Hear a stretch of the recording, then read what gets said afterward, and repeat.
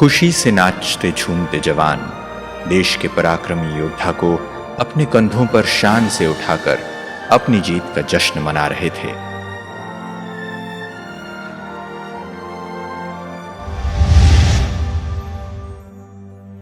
लेकिन किसने सोचा था कि वहीं एक दिन ऐसा भी आएगा कि उन्हीं कंधों पर एक ऐसा दुखों का भार होगा जो शायद कभी उतर नहीं सकेगा।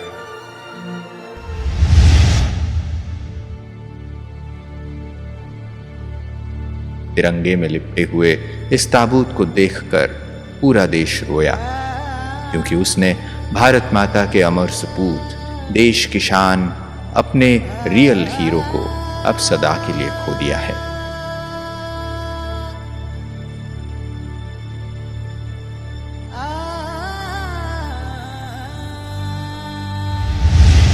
नमस्कार, पीस न्यूज के करंट अफेयर्स में आप सभी का स्वागत है। मैं हूं आपके साथ आंचल वर्मा। राष्ट्र के पहले chief of defence staff Bipin Rawat की शहादत से देश ने एक सेनापति को खो दिया। 8 दिसंबर 2021 एक ऐसा दिन जिसने पूरे देश को झकझोर कर रख दिया। ऐसा दिन जहां एक झटके में बच्चों के सिर से माँ बाप का साया उठ गया। देशवासियों ने अपने एक महाप्रतापी योद्धा को खो दिया और इसी दिन हमने अपने देश के पहले सीडीएस जनरल बिपिन रावत समेत 12 शहीदों को नम आंखों से अलविदा कह दिया।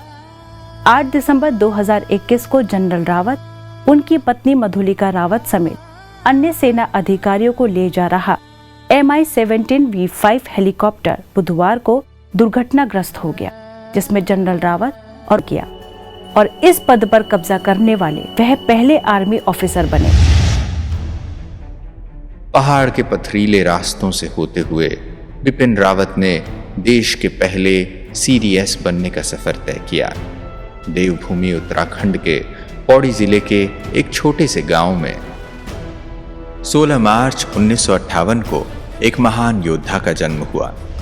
एक राजपूत परिवार में जन्मे बिपिन रावत का पूरा बचपन फौजियों के बीच ही बीता, क्योंकि परिवार के अधिकतर सदस्य भारत की सेवा में तत्पर रहे और उनके पिता लेफ्टिनेंट जनरल लक्ष्मण सिंह रावत ने भी देश की सेवा में अपना जीवन समर्पित कर दिया था।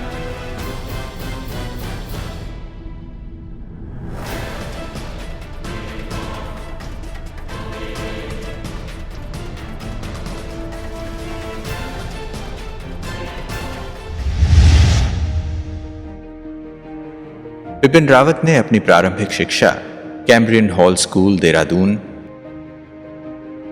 और सेंट एडवर्ड स्कूल शिमला में शिक्षा हासिल कर वह आगे की पढ़ाई के लिए अमेरिका चले गए। अमेरिका से लौटने के बाद जनरल रावत 16 दिसंबर 1978 को भारतीय सेना में शामिल हुए। भारत के अलावा उन्होंने अंतर्राष्ट्रीय स्तर पर भी अपनी सेवाएं दी। देश विदेश में सेवाएं देने के बाद 31 दिसंबर 2016 को बिपिन रावत को भारतीय सेना का 27वां प्रमुख बनाया गया। अपने अद्भुत पराक्रम से सभी के दिलों में अमिट छाप छोड़ने वाले जनरल रावत 1 जनवरी 2020 को सीडीएस यानी चीफ ऑफ डिफेंस स्टाफ बनाए गए।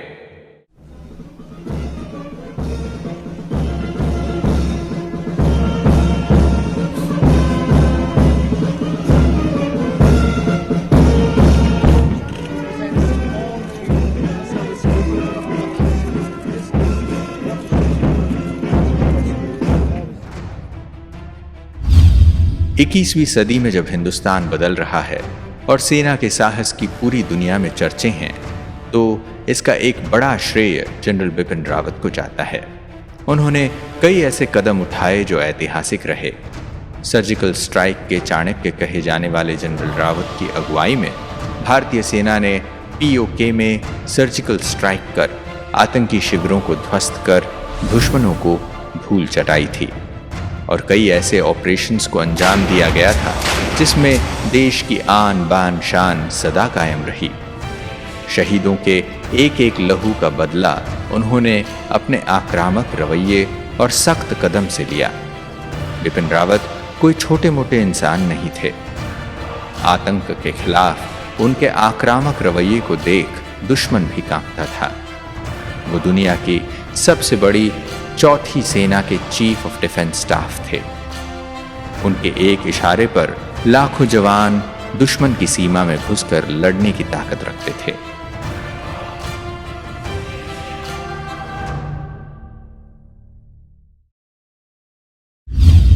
जनरल रावत ने सेना में रहते कई कठिन परिस्थितियों का सामना किया, लेकिन उन्होंने कभी हिम्मत नहीं हारी।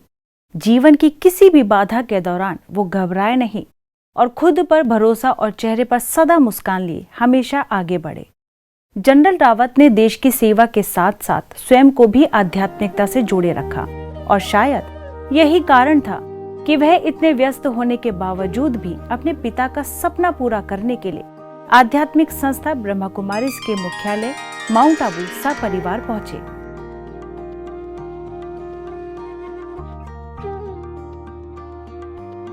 देश की तीनों सेनाओं के प्रमुख जनरल रावत का विश्व की सबसे बड़ी आध्यात्मिक संस्था प्रजापिता ब्रह्मा कुमारीज ईश्वरीय विश्वविद्यालय से गहरा लगाव था। वह बचपन से ही संस्था से भली भांति परिचित थे। उनके पिता लेफ्टिनेंट जनरल लक्ष्मण सिंह रावत संस्था से कई सालों से जुड़े रहे और इसी कारण जनरल रावत अपने पिता का सपना पूरा करने के लिए अपनी पत्नी मधुलिका सिंह रावत के साथ 2018 को ब्रह्मा कुमारीज के मुख्यालय माउंट आबू में पधारे।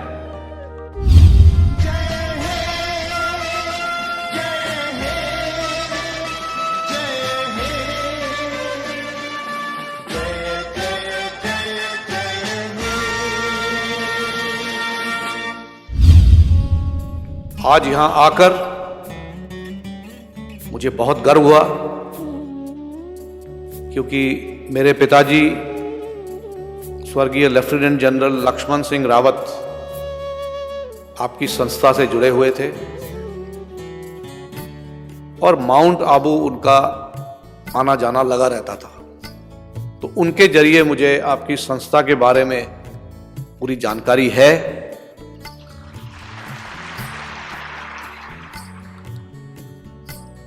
आपकी संस्था के जो सदस्य हैं वो हमारी फौज में, हमारी सेना में लगातार आते रहते हैं और हमारे जवानों का भी इस तरह का मार्गदर्शन जो आप करते हैं वो करते आए हैं। जनरल रावत को एक ऐसे सैन्य नेता के तौर पर याद किया जाएगा जिन्होंने न केवल भारत देश में शांति हो की कल्पना की, बल्कि पूरे विश्व में शांति का राज्य स्थापित हो, ऐसा सपना उन्होंने देखा था। न केवल हमारे देशवासियों की लेकिन विदेशों में भी लोगों को जो ज्ञान दिला रहे हैं, ज्ञान की दिशा में ले जा रहे हैं, उसे ऐसा लगता है कि अगर सारी दुनिया में इसका संदेश सही तरीके से पढ़ा जाए, सही तरीके से इसका संदेश अगर पूरी समस्त दुनिया के जो लोग हैं वो इसको समझें, तो शायद हम शांति कायम करने में सफल हो सकते हैं। अंतर्राष्ट्रीय मुख्यालय पांडव भवन परिसर में उनका संस्था के पदाधिकारियों की ओर से भव्य स्वागत किया गया।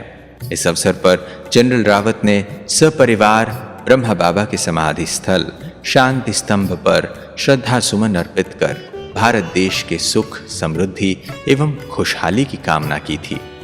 उन्होंने ध्यान योग कक्ष में राजयोग मेडिटेशन का अभ्यास कर शांति की अनुभूति की थी। जनरल रावत ने अपने पूरे जीवन में विभिन्न स्तर पर सेना और देश के लिए समर्पित भाव से काम किया। उनके अकस्मात निधन पर ब्रह्मा कुमारी संस्थान की मुख्य प्रशासिका राजयोगिनी दादी रतन मोहिनी ने गहरा शोक व्यक्त किया। इसके साथ ही संस्थान के मुख्यालय माउंट आबू के शांतिवन परिसर के विशाल डायमंड हॉल के साथ साथ देश के भिन्न भिन्न सेवा केंद्रों पर आत्मिक शांति के लिए सामूहिक रूप से मेडिटेशन किया गया।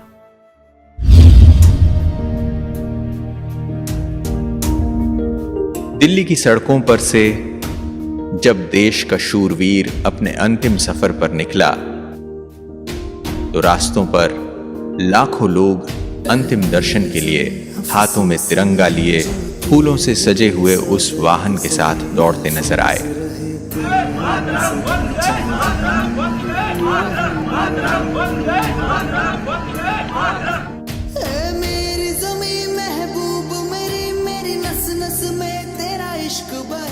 दिल्ली कैंट के ब्रॉड स्क्वायर शमशान स्थल पर सभी ने नम आंखों से अपने वीर योद्धा को अंतिम बार विदाई दी।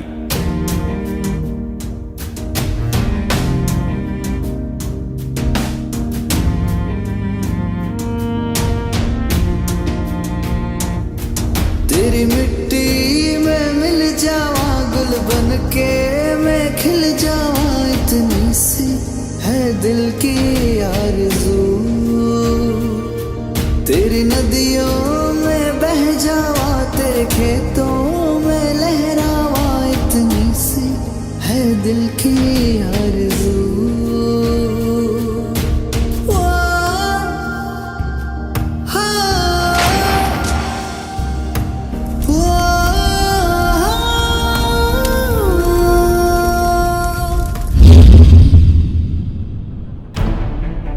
शेर सी चाल, हथेली पर जान, होठों पर बेफिक्री की मुस्कान, निगाहों में दुश्मन का चेहरा और कंधों पर 1 अरब देशवासियों की जिम्मेवारी लिए चलने वाले पराक्रमी योद्धा सीडीएस जनरल रावत के दिल में बस एक ही अरमान था। जब आंख खुले तो धरती हिंदुस्तान की हो, जब आंख बंद हो तो यादें हिंदुस्तान की हों। हम मर भी जाएं तो कोई गम नहीं, बस मेरी भारत मां की शान में कोई कमी न हो।